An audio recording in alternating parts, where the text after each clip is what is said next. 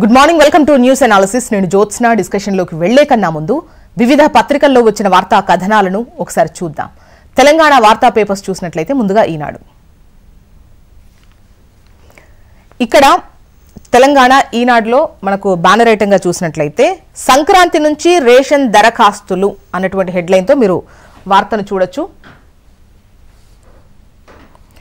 ఆదాయ పరిమితి కొంత పెంపు, మార్గదర్శకాలు రూపొందిస్తున్న అధికారులు, వచ్చే సమావేశంలో చర్చించనున్న కేబినెట్.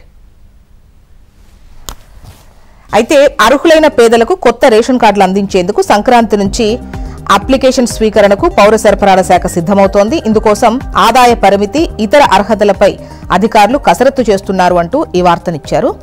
ఇక సంధ్యా థియేటర్ తొక్కిసలాట ఘటనను వివరించిన సిపి సివి ఆనంద్ దాదాపు 10,000 వీడియోలను విశ్లేషించామని వెల్లడించారు. ఆ రోజు ఏం జరిగిందంటే అన్నటువంటి లైన్తో నిన్న పోలీసులు ఏదైతే ముఖ్యంగా సిపి సివి ఆనంద్ ప్రజెంటేషన్ ఇచ్చారో దానికి సంబంధించే వార్తను హైలైట్ చేస్తూ ఈ కథనాన్ని ఇచ్చారు. మరోవైపు సినీ పరిశ్రమను దెబ్బతీసేలా సీఎం తీరుంది అని చెప్పేసి కేంద్ర మంత్రి బండి సంజయ్ చేసిన వ్యాఖ్యలను ఇందులో జత చేస్తూ ఓవరాల్గా అల్లు అర్జున్ ఇష్యూపై పలు రకాల వర్షన్స్, అటు పోలీసులు కావచ్చు, ఇటు ప్రతిపక్షాలు కావచ్చు, అధికార పక్షం కావచ్చు, సో అన్ని వర్షన్స్ అన్నీ కలిపి ఇందులో ఇంక్లూడ్ చేస్తూ ఈ కథనాన్ని ఇచ్చారు. నెక్స్ట్ ఆంధ్రజ్యోతి చూద్దాం.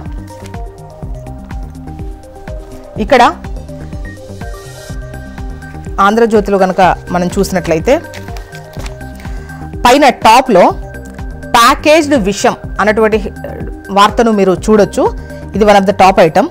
అయితే ప్యాకేజ్డ్ ఆహారంతో చిన్నారులకు ఒబేసిటీ కావచ్చు, డయాబెటీస్ ముప్పు అనేది ఉంది అని చెబుతూ ప్యాకేజ్డ్ విషం.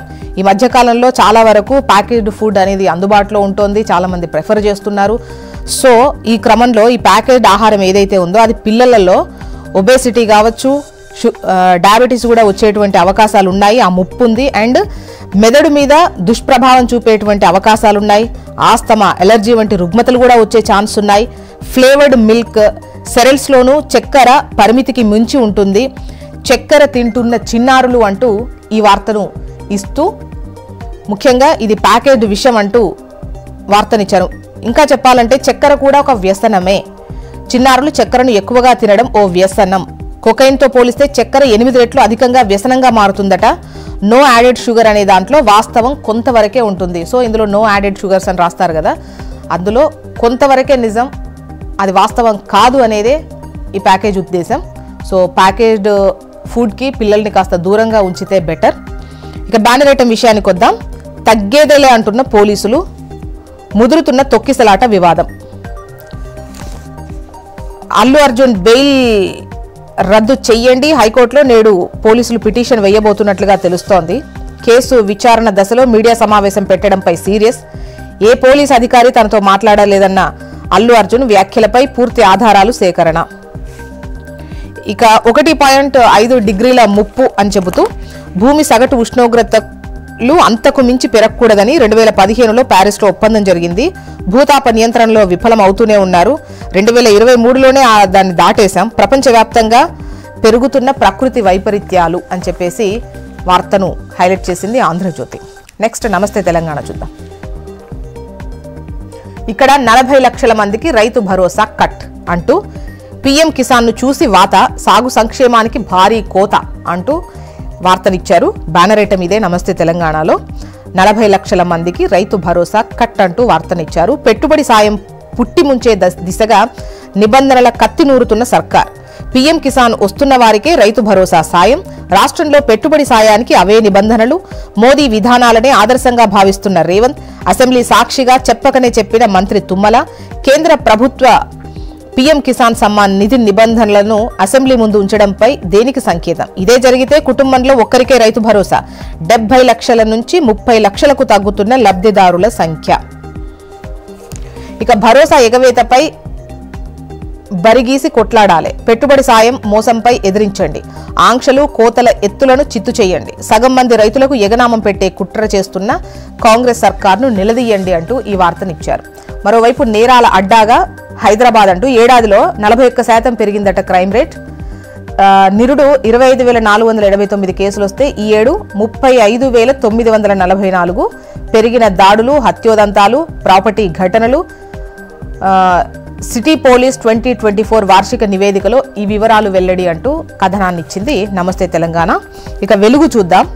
ఇక్కడ బ్యానర్ ఐటంగా పుష్పపై పోలీస్ ఫైర్ అంటూ వార్తను హైలైట్ చేస్తూ నిన్న ఏదైతే అల్లు అర్జున్ బుకాయింపుల మీద సాక్ష్యాలతో స్ట్రాంగ్ వార్నింగ్ ఇస్తున్నాము అని చెప్పేసి పోలీసులు మీడియా మీట్ పెట్టి ప్రజెంటేషన్ ఇచ్చారో అదే ఇక్కడ హైలైట్ చేస్తూ బ్యానర్ ఐటంగా వెలుగు కథనాన్ని ప్రచురించింది.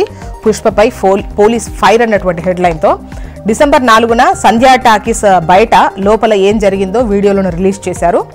Minute to minute power point presentation ఇచ్చిన పోలీసులు పర్మిషన్ లేకపోయినా 50 మంది బౌన్సర్లతో అల్లు అర్జున్ అండ్ కో రాక రాత్రి 9:30కి వస్తూనే కారు సన్ రూఫ్ ఎక్కి అభివాదాలు, ఫ్లయింగ్ కిస్సులు. అప్పటికే భారీగా జనం, అదుపు తప్పిన పరిస్థితి. సినిమా హాల్లోకి వెళ్లిన అల్లు అర్జున్ రాత్రి 9:50కి తొక్కిసలాటలో రేవతి మృతి, ఆమె కొడుకు శ్రీతేజ్ కండిషన్ సీరియస్. చెప్పినా వినిపించుకోలేదు, సినిమా చూసే వెళ్తానన్నాడు అంటున్న ఏసీపీ రమేష్. అల్లు అర్జున్ మధ్యంతర బెయిల్ రద్దు కోసం హైకోర్టుకు పోలీసులు అంటూ ఈ వార్తను బ్యానర్ ఐటంగా ఇచ్చింది వెలుగు. నెక్స్ట్ ఏపీ వార్తా విశేషాల్లోకి వెళ్దాం. ముందుగా ఈనాడు చూద్దాం.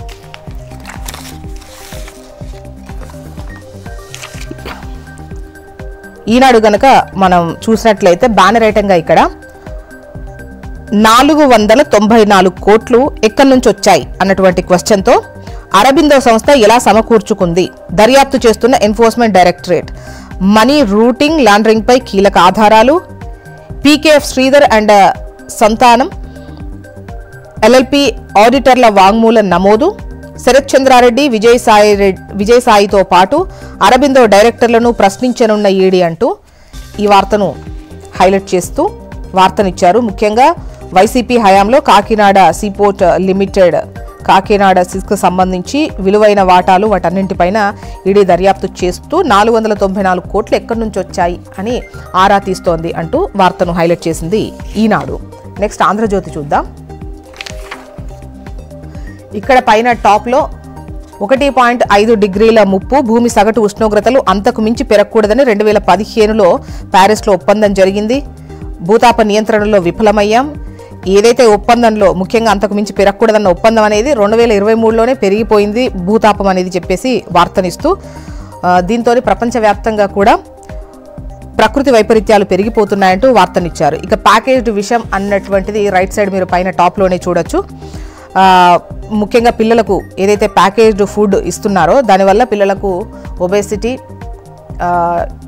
డయాబెటీస్ అండ్ మెదడుపై ప్రభావం ఉంటుంది, ఆస్తమా, ఎలర్జీ వచ్చేటువంటి అవకాశం ఉంది. ముఖ్యంగా చక్కెర లెవెల్స్ ఎక్కువగా ఉంటాయి. ఈ చక్కెర అలవాటు అయిపోతే వ్యసనంగా మారుతుంది అని చెప్పేసి వార్తను హైలైట్ చేసింది ఆంధ్రజ్యోతి.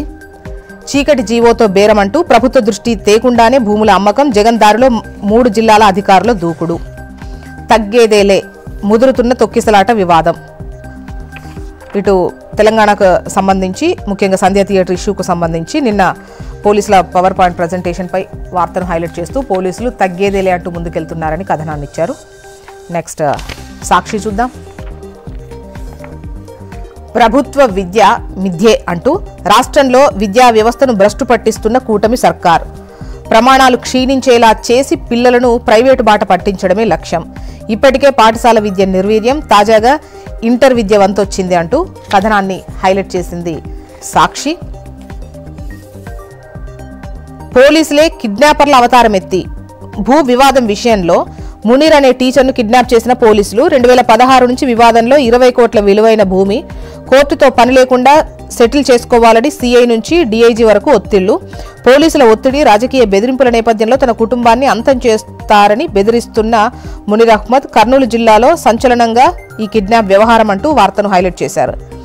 శ్రీవారి లడ్డూలు గుటకాయ స్వాహ అంటూ చెన్నై టీ నగర్ సమాచార కేంద్రం నుంచి బ్లాక్ మార్కెట్కు.